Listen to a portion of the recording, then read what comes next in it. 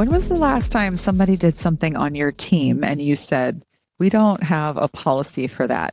That is what today's episode is all about. Most organizations that I talk to have policies scattered somewhere, right? A Google Drive, maybe something verbally that we've shared in, or maybe something in an email, or maybe we do have a handbook and it's just outdated. The handbook is not a binder that nobody reads. If that's your perspective on a handbook, you're wrong. That's just not accurate. It's a single document that sets the standard for everyone. For everyone. If there's no handbook, there is decisions being made. There are decisions being made every single time something happens, which means inconsistency, which means potential legal exposure. And it means that there's a large portion of your employee population who would like to know what the heck is going on. So that's what we're getting into today. We're talking handbooks, and it's not going to be boring, I assure you, and you're going to walk away knowing much more clearly what to do. So welcome back to another episode of Don't Waste Your Chaos. I mean, it's don't waste the chaos, but actually, let's not waste your chaos today. I'm your host, Kerri Roberts. I've been in HR for over 20 years. I was in corporate. And then I went out on my own. I've been out on my own for the last 3 years. I've worked across industries. I've worked across sizes of organizations. I've worked across ESOPs and all kinds of stuff. And so I am pulling all of that experience in together and I am pouring it into this series. So if you're catching this episode, this is the 4th episode inside of a 13-part series. And I know what you're thinking. Dang, girl, that's a little overdoing it. It's not. That's what HR is. So many people don't know what HR is. I'm breaking it down into this 13-part series. So the first one was around why we're doing all of this. Why does any of this matter? What's the mindset behind HR? What are your responsibilities as an employer? Then we got into hiring, we got into onboarding, and this week we're getting into policies and compliance. We're getting into the HR law side of things. And that chunk, those first 4, is what makes up my HR foundations. We're going to be getting into HR operations next, and that's exciting, but we have to start with the foundation. And if you're listening to this episode and you haven't listened to the last few, I recommend that you go back and you listen to the mindset one, the hiring one, the onboarding one, because let's build together on it. Another way to tackle the HR foundations, I do have my book, The HR Easy Button. You can find that on Amazon or on my website, saltandlightadvisors.com. Or I've also got my course. It's got these 4 modules in it: the mindset, the hiring, the onboarding, and the HR law piece. And you can find that at saltandlightadvisors.com/HR foundations. It's a 4-module course. It's under $400. And every module is a video of me teaching this concept for almost an hour. So, I mean, it's a lot of information. We go deep, much deeper than these episodes. And then I also give 2 to 3 downloadable tools and resources, whether that's scripts for tough conversations or termination checklist or a termination letter. I don't know why I'm thinking about terminations right now, but for every module, I'm giving 2 to 3 downloadable tools and resources. It's super helpful. I recommend that you check that out. But regardless, if you're joining me in this series, don't forget to subscribe so that way you can come back next week. We're going to get into compensation next week. But this is the one that holds everything in place: the HR law, the compliance, the policy aspect. If hiring is the front door, which is what we said, the very first one, hiring is the front door. If onboarding is the whole house, then policies are the rules of the house, right? We all need to know the rules of the house, whether we're at a casino or we're in our place of employment. Without them, everyone's making up their own. And goodness knows, we have seen some employees do some wild stuff. Not just employees, we've seen leadership do some wild stuff. So we need some rules of engagement, right? So don't forget to check out the book or the course, but let's get into why these policies really matter. I think we know. But let's get into why they matter. Here's the most common thing that I hear when I'm talking to small to mid-sized businesses. We're small. We don't need a handbook. We're like family. And to that, I say, I'm so glad that it's worked out for you so far. And I don't want to live on fear. So I get it. Let's hope for the best. But family members still need to know the rules of the house. I have a 14-year-old and don't think that we don't have rules of the house that I'm constantly communicating to this kid, because he draws his own conclusions, right? Or he's just not thinking at all. Prefrontal cortex, not developing is a thing. and something goes wrong, and it will. If you say we don't have a policy for that, that is not a defense. That's just irresponsibility. So what happens without policies? One manager gives 3 days for a death in the family, another manager gives 1. Now you have a potential inconsistency claim. Or you discipline one employee for being late, but the other does the same thing. It's a different manager and they don't get anything. That's a potential discrimination claim. Or an employee is harassed and you have no harassment policy and didn't do any harassment training. You are liable for that. So policies are not punitive, they're protective for both the employee and the employer. They protect you both. A policy does not mean that you don't trust your people. It means you've thought about what fairness looks like before a situation happens, before you're having to decide under pressure. That's why like organizations like the military go through so much training, because then when the situation comes up, you've got some muscle memory. You know what to do. Policies are similar. We're deciding these before we've got any emotions, before we've got a human attached to it. And so we're saying, here's what's fair and equitable, and here's what's aligned with our culture before any situation ever comes up. It is clean, it is crisp, and it is the right thing to do. So let's get into some required policies. What policies do you need to have legally, whether because your state or federal regulations say so, or just because without them, how in the Wild West are you operating? So I'm going to give you 5. There's more than that you need. But I'm going to start out with 5 what I think are required policies for every single company. We are starting out with the anti-discrimination and anti-harassment policies. We're defining what it is, we're defining how they report it, and we're also outlining what our investigation process looks like. And then, my friends, if you have to have an investigation, you need to follow your process. That should go without saying, but I think sometimes we forget. Our management team, our HR team, our office manager, we as the owner, whatever that looks like, we need to know what it says, and then we need to follow it.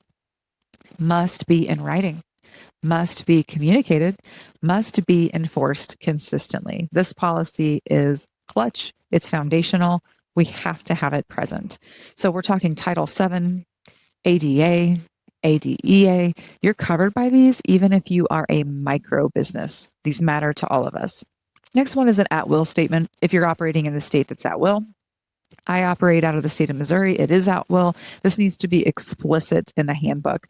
Verbal statements alone don't cut it in this area. Okay, we just write it down. It needs to be written and then it needs to be acknowledged. And I'll talk about the way that I view handbooks being acknowledged here in a little bit. So we've got anti-harassment, anti-discrimination. That's the first one.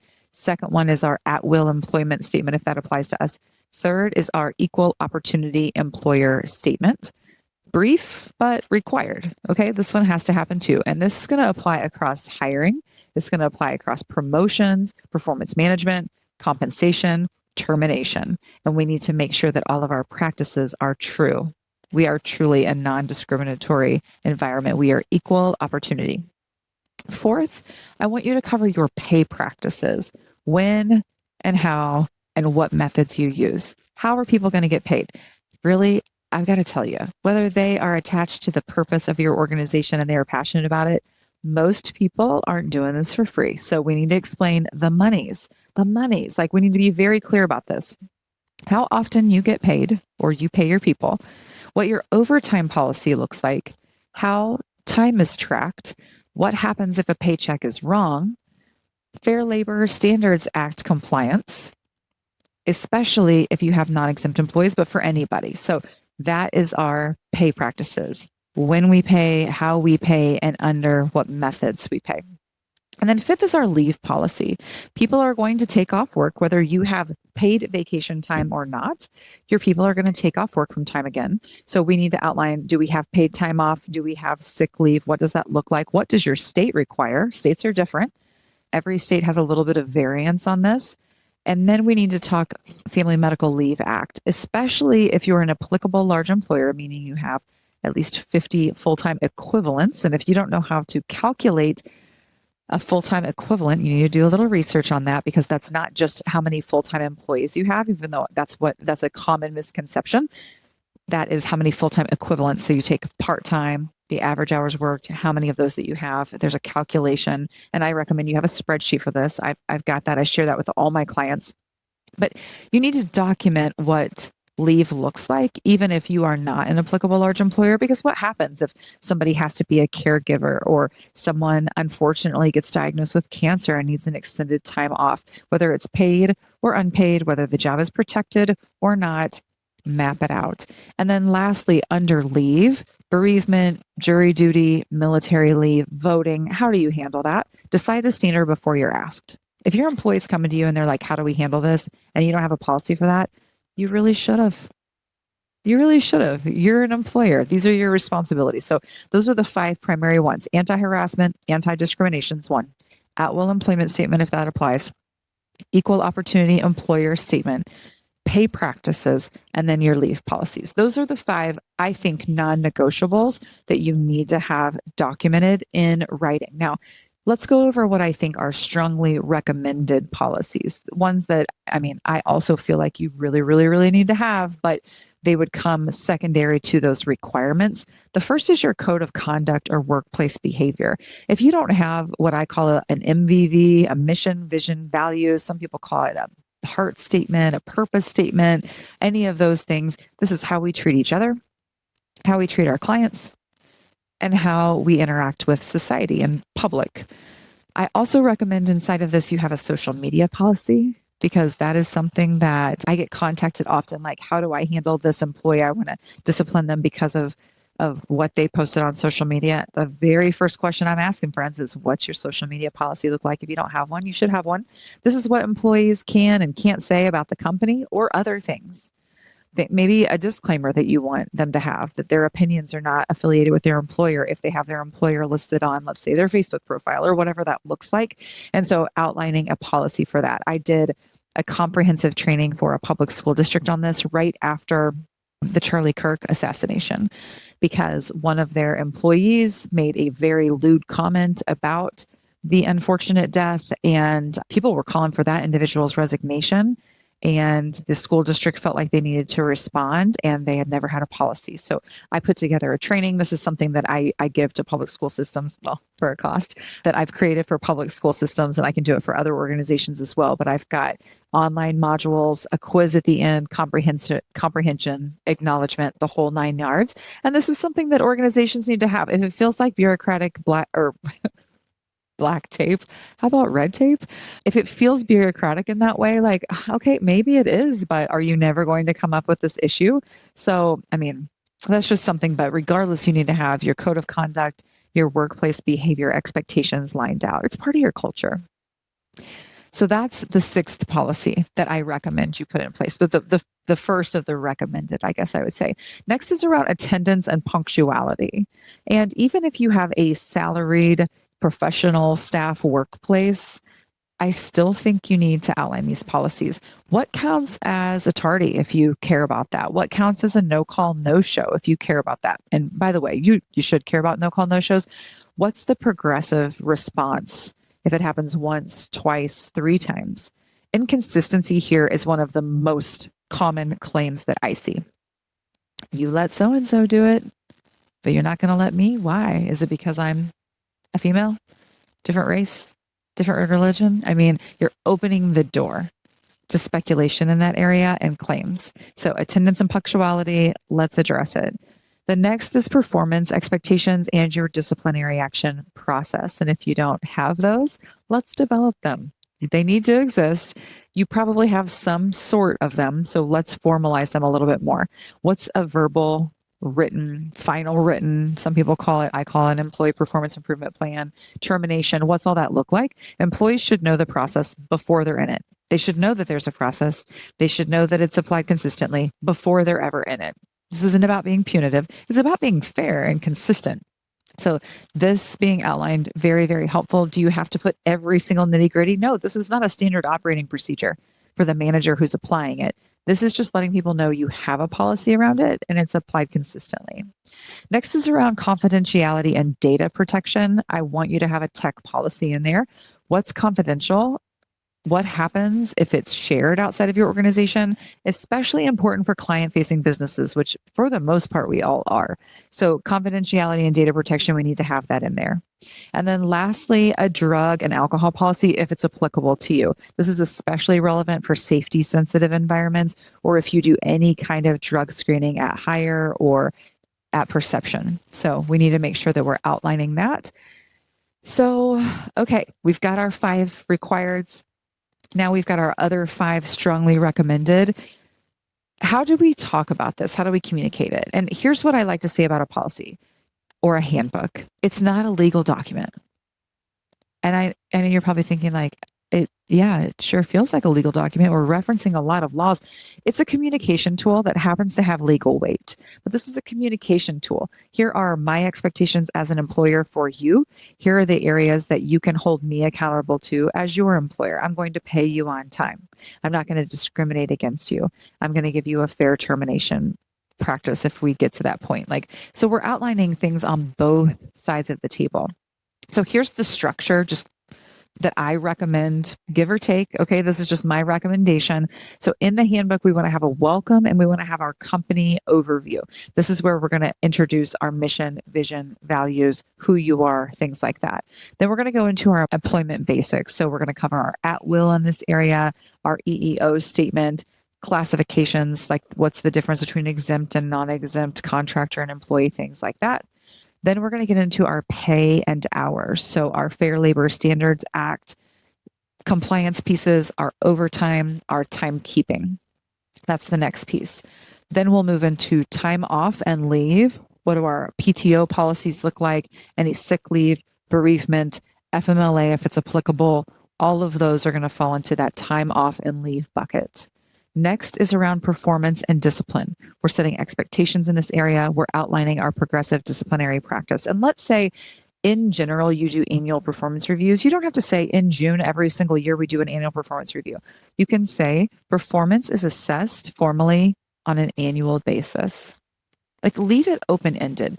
There's mixed trains of thought on this. I've talked to a lot of attorneys. Some attorneys, one I worked with recently, literally drafted a 64-page handbook, gag and barf. I don't like that at all. And if it's so complicated and it feels like an attorney wrote it, and let's say you're a blue-collar work environment and somebody goes against a policy and you say as an employer, well, it was on page 75 of our handbook, a judge is going to be like, I don't care. Too complicated. Legalese, employees didn't understand that. So you can document it all day long. And I talk to attorneys who are like, you need to document every single thing. Okay, we can roll like that. I say leave it a little more ambiguous, but clear enough that we know how to operate. Like the example of the performance review. We don't say we conduct them the first week of June. Because what if something happens and we push it to July? I don't want to do that because now we're inconsistent with our policies. We just say, in general, the goal is that we assess performance annually on a formal basis, and informal check-ins occur more regularly with a manager or supervisor. We're nailing it down like that. We're letting people know we do monitor performance and we are going to talk to you about your performance. Exactly when and where, I'm not going to do that. But as far as how often we get paid, we're not going to say in general we pay you biweekly. Use your common sense here and some general rule of thumb. You're an employee. What do you need to know to operate? And as an employer, what do you need to outline in there so that way you can hold them with some accountability? Think it through. Ask an HR pro or an attorney to advise you, but opinions are going to vary. I can tell you that right now.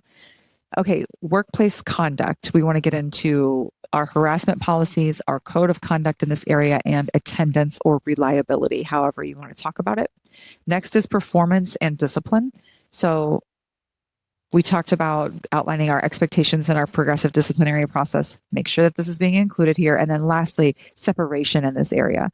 So what's the expectation for voluntary resignation? What's our termination process look like? And what does final pay look like? Outline whether or not you're going to pay out vacation.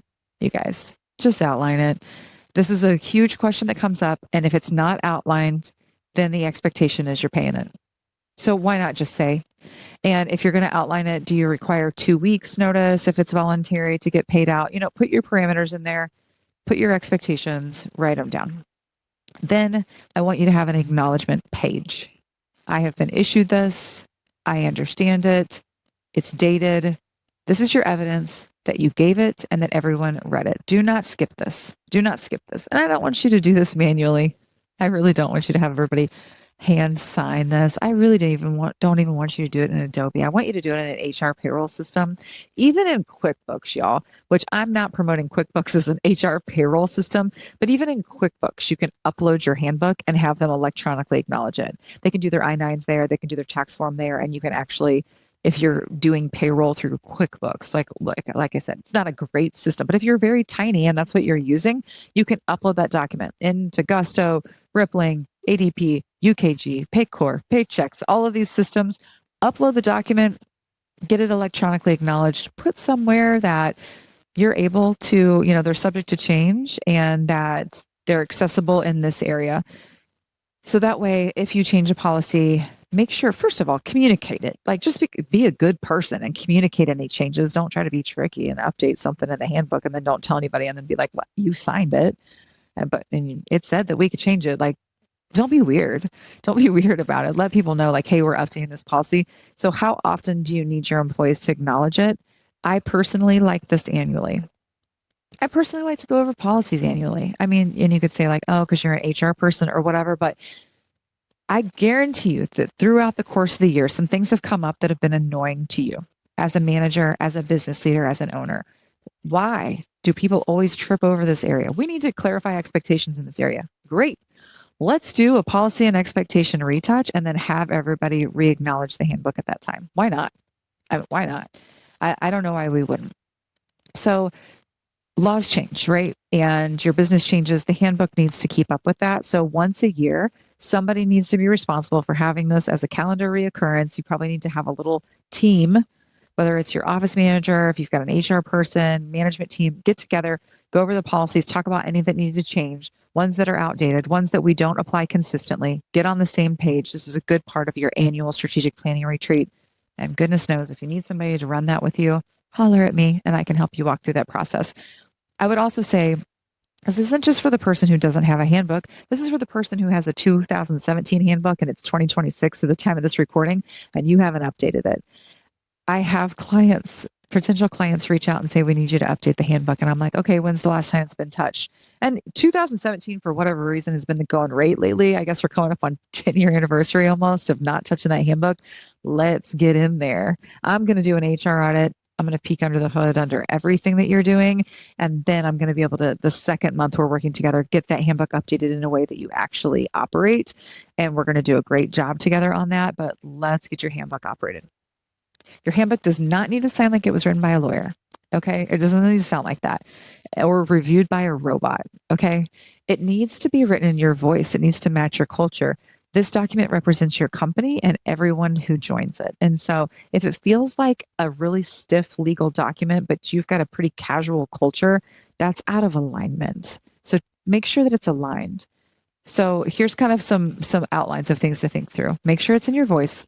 Lead with your values before you get into your rules. Okay. People want to connect to the purpose of the organization, the mission. They want to have a vision cast and then get into your rules after that. Avoid legalese for its own sake. If it's a policy that an attorney would have to interpret for anyone to understand, it's not going to be followed. If it's so complicated that you need your attorney to remind you what it means, no one's following that inside of your organization. Here's the test. Could a brand new employee pick up your handbook, read it, and know exactly how to operate? That's how your handbook needs to be written. If the answer is no, then your handbook is not written well and we need to do some edits on it. Rewrite it. Here's an AI tip. Use the same move that I mentioned during hiring when I said, sit down, turn on your mic feature on your AI tool of choice and just say, we have an opening, here's what I need this person to do. Here's what success would look like. In general, they would need this type of education, this type of, licensure or certification. An example of a person who currently succeeds in the role is this person and they do X, Y, and Z. Just kind of talk it out. You can do the same thing for that opening portion of your handbook or even some of your policies, just sit down, hit that mic feature, and start describing your company out loud. Just dump it all in AI, have it draft it into sections, and then edit it into your voice. That's a great way to start. Just think it through. Turn on a Teams meeting the next time you've got a manager meeting and talk about policies that or things that aren't working well in your organization, and then ask AI to draft the policies around it. Like drop the transcript into AI. There's tons of ways that you can use AI for this. Just be cautious about making sure that it's relevant to the laws in your state. And so I recommend an HR pro or an attorney have oversight to it. Don't just use AI, because there are certain things that need to be covered. And you need to make sure, first and foremost, that this is actually how you show up as an employer. Because let me give you an example. You discipline an employee for something that they're not following in the handbook, and that employee, a smart employee, an astute employee, if they feel like they're being treated unfairly, let's say, they get in, they read that handbook, and they find this, this, and this that you guys don't actually do in practice. And they say, oh, you're going to hold me to this in the handbook, but you all don't hold yourself to your own handbook. Negated. Wrongful termination. I've seen it happen. So you need to actually operate the way that your handbook is written. I'm not trying to scare you. This doesn't need to be a 60-page handbook. You need clear, you need current, and you need this signed, acknowledged document that tells your team what they can expect from you and what you can expect from them. That's the crux of it. So start with the 5 policies. These alone are a huge step. Make sure you have those. And then add the strongly recommended one as you grow or as you get it done. Make sure you add the acknowledgement piece every new hire, and then send out communication around updates, and then review it once a year. Set your calendar reminder right now. Just add a calendar reminder right now to review your handbook once a year, calendar reoccurrence. So here's one action right now. I would like for you, after you get done listening to the show, if you're driving, give yourself a couple minutes before you flip back over to the radio or listen to the next episode, or if you're sitting down at your desk, just take a pause before your next meeting or schedule this for your next management meeting and just say, what are 3 things right now in our business that we've had to make a call on that we haven't had a policy for? And those are the first 3 policies that you need to write. Like, here's an example. I had a client a couple of days ago sent me a message and said, hey, we've got a person moving here from the Northeast, and they asked for relocation. So we told them we'd pay up to $5,000. The person has submitted all of their documentation, and some of it feels odd. So we don't know what's reimbursable and what's not. And I'm like, well, what's your policy on that? What did you tell them in the offer? They have no policy, and they didn't explain in the offer. So what I said is, you're going to give this new hire a pretty bad taste in their mouth if you start declining some things, because you didn't clarify. You just said you were going to reimburse up to $5,000. So I've drafted you a policy for your review. Make sure it actually works for you. And then here's what I want you to respond back to this new hire. I want you to say everything that has to do with relocation, actually relocating to get here and get settled, we're going to pay for. But as far as like first month's rent, that's something that you would be paying for anywhere that you're at. So we don't plan to pay for that. Your deposit, that's refundable at the end. So we don't plan to pay for that. There's just a few, we're not going to pay for your oil change for you to drive your vehicle here. That's typical wear and tear. And you know what? If that frustrates them, then you need to write them the check for $5,000 and just, you're going to tax it anyway, because it comes across as income. It comes like a bonus. Relocation is considered like a bonus when it comes to taxable compensation. But you need a policy moving forward. And that was a great example of like, hey, we need a policy for this. And, they'd never done that before. So it's not, I get it. They'd never done that. And it was something that the person asked for, and they wanted to grant it. They wanted to make it easier for this person to come on board. But now we need a policy and parameters. We needed to have them sign off on that before they started submitting receipts with the expectation that they would be paid back. So that's an example. Okay. If you want to get deeper into the law pieces, I have an hour-long course on this. And then I've got some tools and resources, some decision trees that's in my HR Foundations course. Or don't forget, I go into it in great depth in a couple of the chapters of the HR Easy button if you want to pick that up, or just give me a holler, saltlightadvisors.com/contact, and you can get in touch with me. That HR Foundations course is saltlightadvisors.com/HR Foundations. And I recommend that you take my free mini HR audit. I do a comprehensive weeks long audit that I give a report. I report out to a leadership team and I talk about risks, what priorities should be, do a gap analysis. But you can do a mini version of this. You go to saltlightadvisors.com/HR audit. You can do a mini version of my audit. It's going to give you a score. It's going to spit out a score at the very end. And it's going to help you know, are you on a solid foundation? Do you need attention, or are you high risk when it comes to these foundational areas of HR? Highly recommend that you do that. Stick around for next episode. Make sure you're subscribing. Next episode is on compensation and classification. We're going to get into the differences between exempt and non-exempt employees. We're going to talk about pay equity, how to build a compensation structure that's fair and defensible against potential equity issues or discrimination. So you're not going to want to miss that. Subscribe. And I would love it if you would forward this to a peer in your space, because every small business to mid-sized business to large business needs to hear this. These HR foundations. When's the last time you thought about your HR function as a whole? I'm not talking about your HR department. You probably don't have one. When's the last time you thought about this part of your business as the foundation of your business? I understand that you didn't get into business because you're an HR pro. I get that. It's not for everybody. I can't tell you how often somebody will say to me, like, oh my gosh, when they find out I work in HR and that I've made this my life's work, they're like, ew. I'm like, I know people all the time say like, I hate for you that that's your job. I like it. It's for me. It's not for you. I get it's not for everyone, but this work is worth it. It is a tough part of your business, but once the foundation is set, you will be amazed. I am promising you that you will be amazed at how much more smoothly your business runs. It's easier to recruit. It's easier to retain. It's easier to operate. I'm telling you, once you get this set up, you're going to love it. So don't waste the chaos, friends. Embrace it. Until next time, I'll see you soon.